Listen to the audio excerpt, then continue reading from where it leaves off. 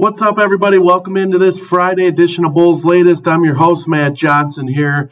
I want to kick off the show by recapping the Bulls' 121-112 loss to the Portland Trail Blazers on Thursday night at the United Center. Guys, this is the Bulls' 11th straight loss and their 14th loss in their last 15 games, guys. This is quite the historic run they're on for all the wrong reasons here. The Bulls are on the side of history. This ties for the third longest losing streak in franchise history. Think about that, guys. As long as the Bulls have been around, we're seeing something that they're starting to tie records, guys, and break other ones. The previous 11-game skid happened in the 1999-2000 season. So some crazy times we're witnessing here as Bulls fans for all the wrong reasons, guys. The box score, jumping into that a little bit, Modest hit 20 points. The Bulls did have 7 players in double figures. For Portland, Jeremy Grant had 27 points for them in their win. The Blazers would have 7 players in double figures. Portland scored a combined 43 points off turnovers and rebounds. This has been a story for the Bulls all year. Teams have been able to flourish off of Bulls turnovers, guys, and it's been an issue that Billy Donovan's brought light to time and time again. We see it result in loss after loss. I mean, it's the same formula for this Bulls team. Granted, both these teams, even Portland, were severely banged up in this one. A lot of key players out for both sides, but for the Bulls, it's been this way since the trade deadline, honestly, guys. It's been ugly. It's been an ugly showing of basketball. The losses continue to show that, and we're seeing history. I mean, this is the losingest Bulls team I've seen in quite some time here. The losses continue to stack themselves up in crazy fashion here. Kind of spinning off of that Portland game, guys, last night. The Bulls are on the bad side of history here. This is and was the month of February is the worst month of basketball in Chicago Bulls history, guys.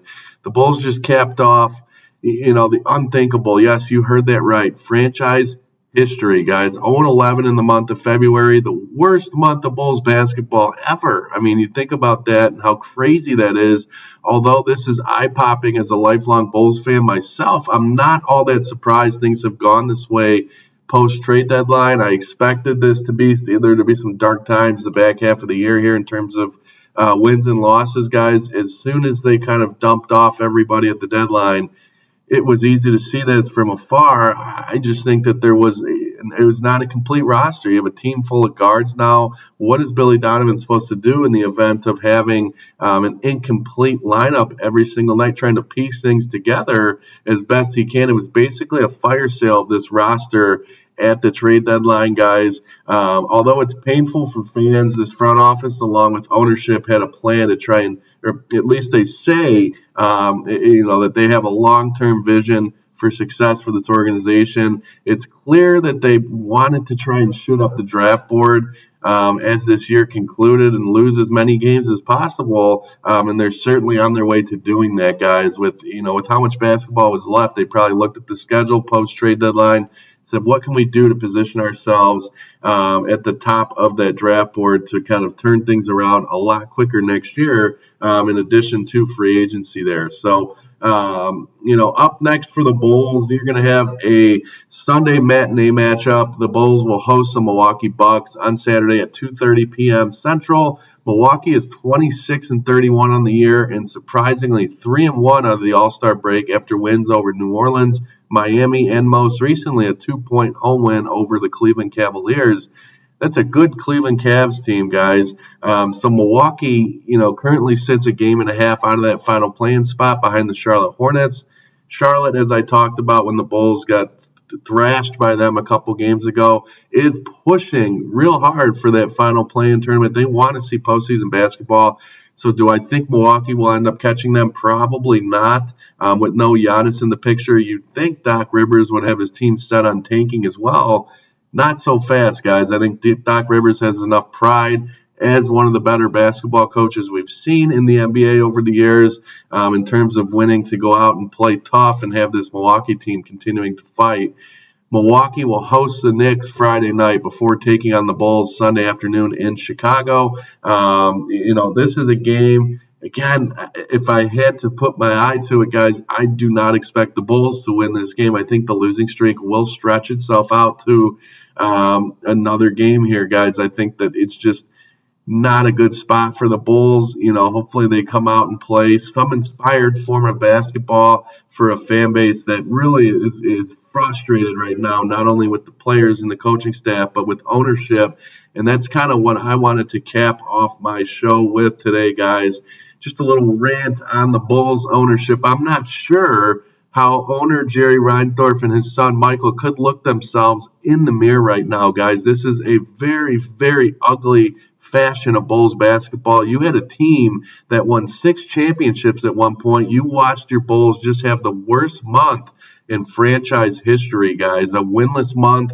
The Bulls are truly irrelevant in the NBA right now from the heights this organization once enjoyed, which is sad, guys. And I know at just 28 years old, I'm not, a guy who was around during real old or old enough to really remember the Bulls' historical run with those 6 championships and Michael in that unbelievable time period. But I was around for D Rose. I was around for that era, and there was a lot of winning that was done with that group as well, in terms of at least getting a shot. This Bulls team right now it's ugly, guys, and the fact that ownership can sit back and watch the Bulls truly be irrelevant in today's NBA from where they once were is something that really does piss this fan base off. It is frustrating. They don't seem to care all that much either, which has outraged the fan base. I can assure you, being here in Chicago, everybody is not too happy with this Chicago Bulls team right now.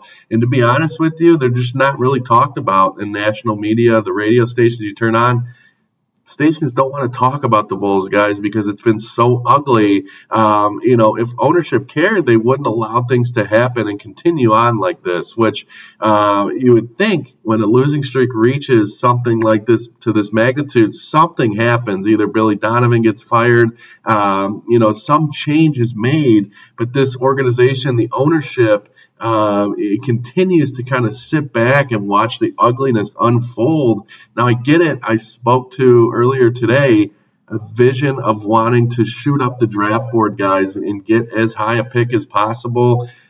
But it shouldn't be acceptable in any which way, form, or fashion to lose 11 games in a row and it just blow over like the wind, guys. I think that this is an organization that has too much pride. It's a fan base that has too much pride. It's a city that prides itself on kind of supporting winning organizations, whether it's the Chicago Bears, the Chicago Cubs, the Blackhawks. I mean, the White Sox, I'm not going to put in there.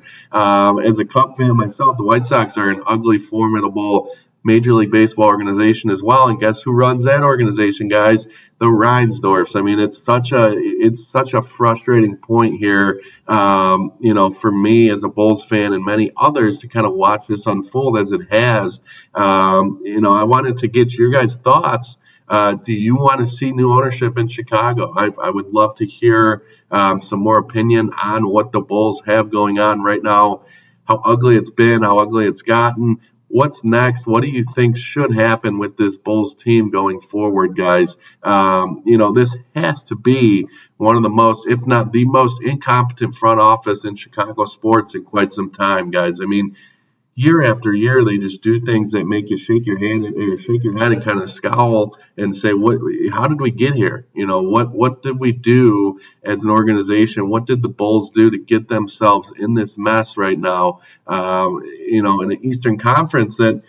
I have to say, guys, although there are some strong teams, the Eastern Conference is wide open this year. And for the Bulls to be just completely irrelevant, to sell off all of their pieces at the deadline, to be in a position to have to do that after all these years of kind of just sticking in the middle ground in the play-in tournament is truly mind-boggling, guys. And it's frustrating because it all starts at the top with ownership. So that'll do it today on an episode of Bulls Latest. That'll do it for the week, guys. I want to thank you guys for joining me for another week of episodes on Bulls Latest. Your guys' support has been awesome. Again, Bulls Bucks Sunday afternoon. We'll catch that game. We'll see you guys next week.